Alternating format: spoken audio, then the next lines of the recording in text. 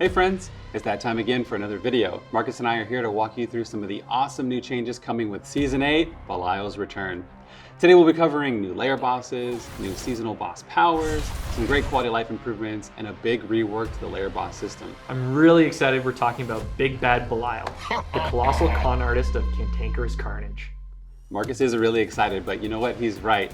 Belial's a big liar, and this is his season. So you'll see him showing up in multiple areas of the game, such as that big final showdown you would expect to see from a demon of his magnitude. The strongest version of him is in his supreme form at the exalted layer boss level. But then we have other versions of him just showing up, causing mayhem. They can be found in the new seasonal activity, and potentially even after you defeat a layer boss. He's basically going to be stalking us all season, so that's fun. Yeah. With the addition of Belial, the team reworked the layer boss system. Everything is much more streamlined now. For starters, layer bosses are now free to summon. So the keys that were used to summon them are now used to open chests that spawn after you defeat them in battle. Also, the keys to open these new bosses' loot chests have been consolidated into one type per boss. For example, to open Varshan's loot chest, you just need Malignant Hearts. This changes boss rotations a bit, as each player in the group will now need their own materials to open the chest and claim the rewards.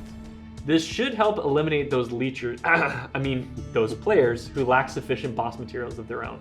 But hey, you can still trade boss keys with friends, and you do get a bonus chance for loot from the cache when playing with others.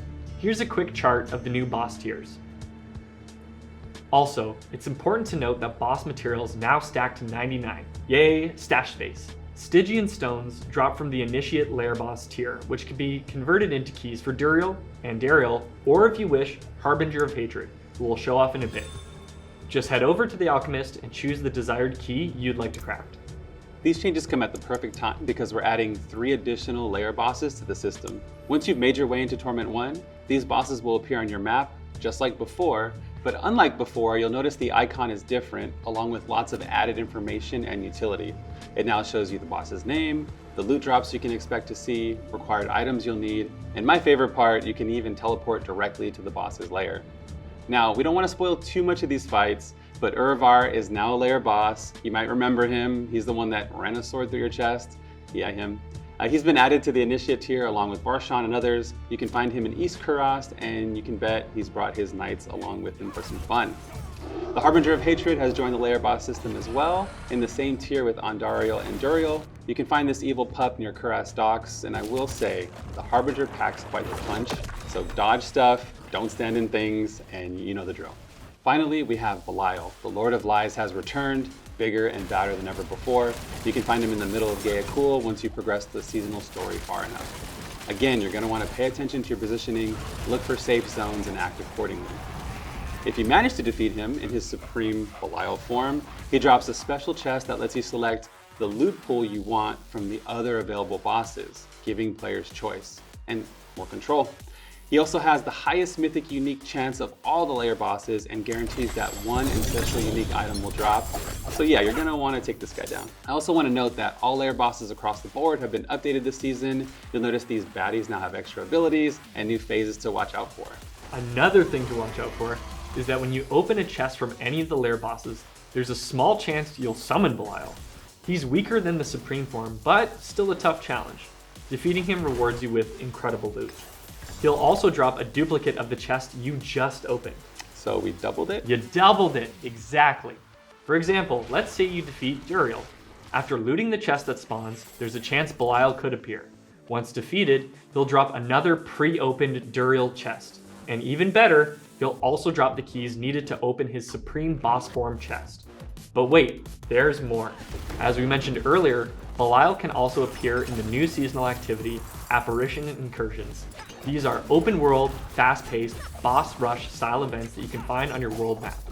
As you complete these events, you'll also face off against 10 different apparitional bosses and earn tons of seasonal currency.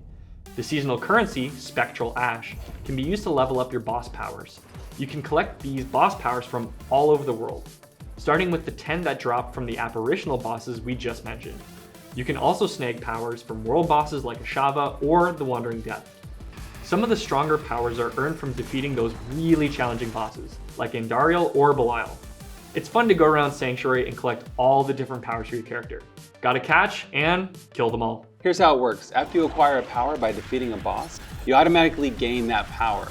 However, you need to equip it. So just open up your inventory, go to the boss power tab you see here on the left, find the power you want to equip and drop it in. There's no cost to equip or unequip any power. The system's all about giving players the freedom to have fun and experiment. Each boss power can be used as a main power or a modifier power. The top slot is for your main power and the other 3 are for modifiers. For example, the Wandering Death's main power releases an incredibly damaging chest beam, you can't miss it, when you use the channeling spell. But if you were to place it in the modifier slot, well, now it executes enemies. What I love about these powers is how fun they are to play with and how they can synergize with your builds. They can provide things like cooldown reduction, movement speed, evade skill cooldown, and more. The boss powers also complement each other. There are modifier skills that boost your boss power damage or add useful utilities like reducing your ultimate skill cooldown. Let's take a look at a few of these boss powers, starting with Lord Zir. After damaging an enemy, you spawn these sinister looking blood pools that deal bleed damage.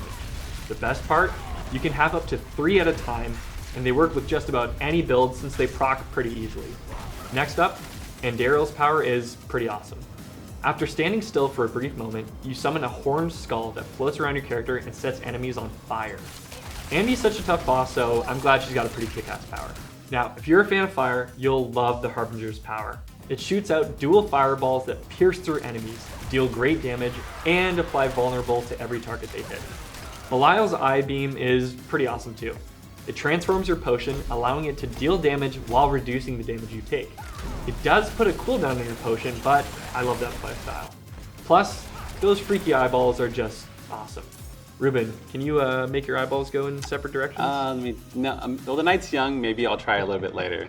Like you mentioned earlier, the transformative stuff is great. For example, Duriel's power completely changes your evade skill, letting you burrow underground instead.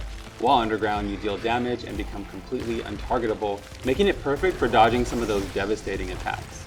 That's it for today. Season 8 Belial's Return launches on April 29th. For more details, Marcus and the community team will have the blog up when this video goes live, so be sure to check it out for all the changes.